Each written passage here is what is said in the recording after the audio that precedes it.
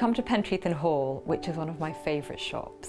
As well as being local to me, which I love, it has a lovely local atmosphere.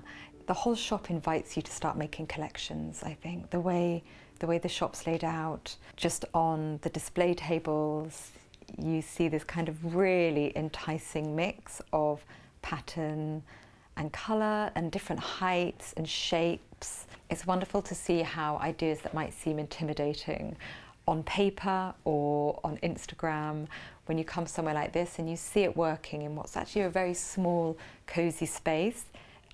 It's nice to get that sense of scale, and it's a brilliant way of kind of adjusting yourself to an idea and learning not to be intimidated by it in reality.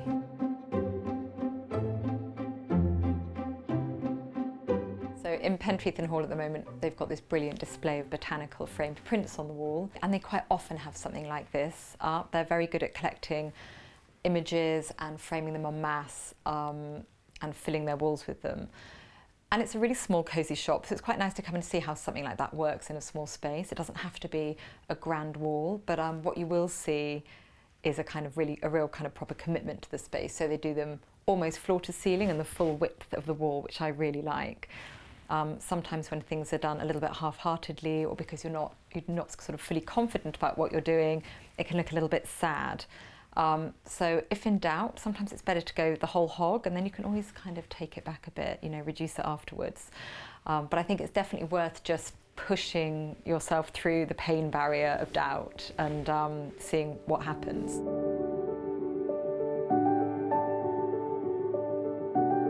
Fireplaces and mantelpieces are a really good place to go to town with your displays. They're such lovely focal points in a room. You can really kind of use them you can make them quite theatrical, especially when a fire's lit, and if you have a mirror above it, you can make them kind of the thing in the room that draws everybody's eye too when they come in. They can look really brilliant. And I love the one in Pentreath Hall. It's got one of Bridie's mirrors above it, which has been painted gloss brown to match the fire surround. So the two sort of become connected to each other, and it feels like one kind of lovely tall shape.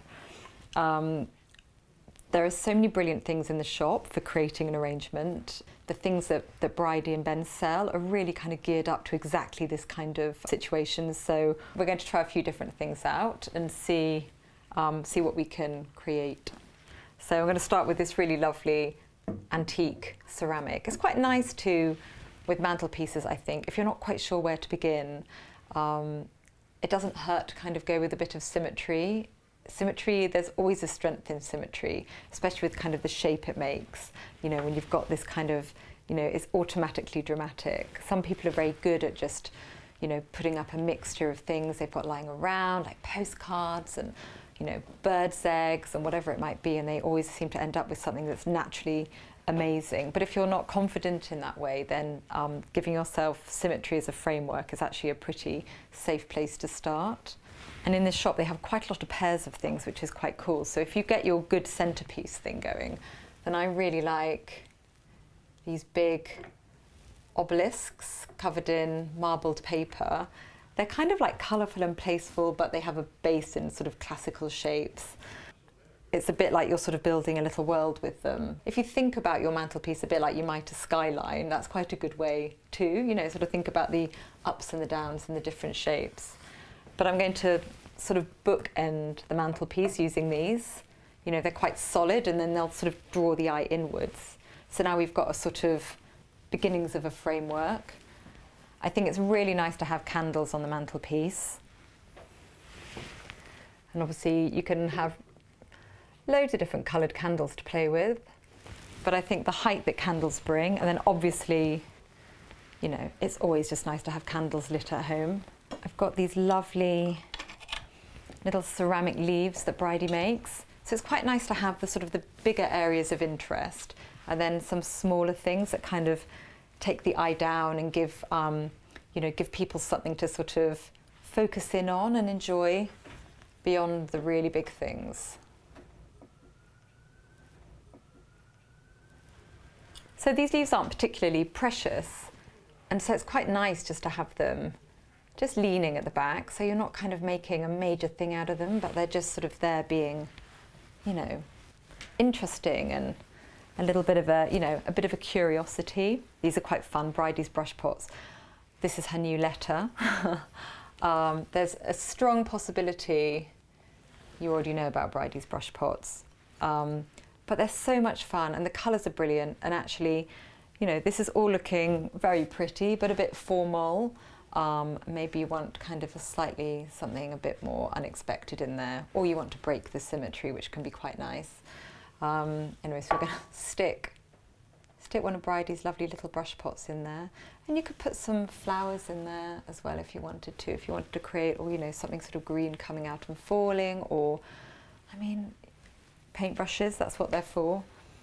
I don't think you should get too hung up on the idea of there being, you know, that things belong in a certain place. You know, like, why would you have paintbrushes in a brush pot on your mantelpiece? I think it's kind of quite good not to think like that. Don't overly question something, just put it up and try it and see if it looks nice. We've got this lovely little marble egg. He's a nice little thing too. I think when you're working on a mantelpiece, you do want things that you can kind of face forward. I mean, there are sort of, I'm looking at lovely things around me like this, but actually it doesn't totally work to have something that's sort of flat if you can't see the top, if it can't stand up. You can get little stands as well, actually. It's really worth investing in some plate stands for display, because they're brilliant for more than just plates, for anything that's sort of flat that you want to look at kind of, you know, vertically, then they're a really good investment for arrangements. Also for things like, you know, I'm looking at sort of more of these leaves that Bridie has, you know, if you wanted to kind of tuck other things behind. I mean, they will lean and they're absolutely fine leaning, but perhaps if it's something that's especially valuable, a plate stand is quite a good idea. So with your mantelpiece, you can have a really fun time treating it like a stage set, coming somewhere like this, really playing with their brilliant products that lend themselves to really good sort of classic decoration, but with a sort of really nice kind of playful, whimsical twist.